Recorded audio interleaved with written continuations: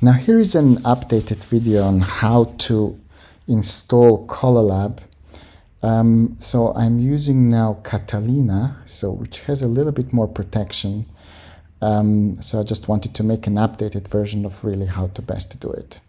So what you got here is a basically, you should, from the installer file, look for the PKJ that's the Mac installer, and you should just double click on it and run it.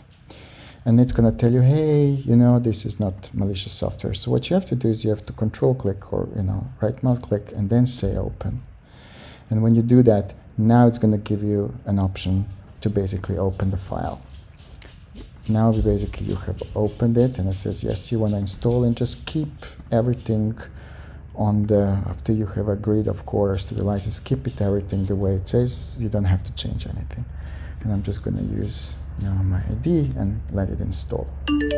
Okay, so now that you have installed it, but keep it just in case if you have to reinstall it, don't delete it straight away.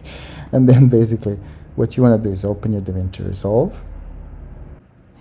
Takes a little bit of time, but okay, now we're there. Then basically just open a project. And what I'm going to do now is I'm just going to put in like a generate a clip, like, so maybe like a ABU bar. And I'm going to make it basically a compound clip so that I can see what's happening. And now, always on the second node, we're going to go to Open Effects, scroll it all the way down, and then basically under Color Intelligence, you have a Colourlab, so just drag it and drop it. And basically this is now your plugin working.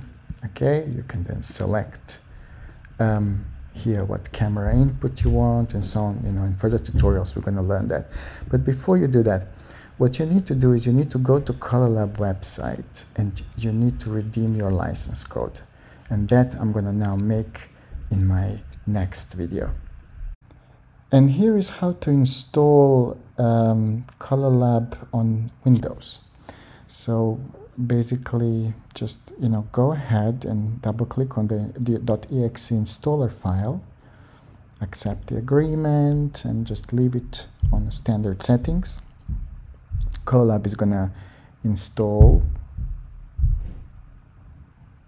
just by its default location, and then click on finish, and you're done. Open Davinci in the same way, everything's going to be there.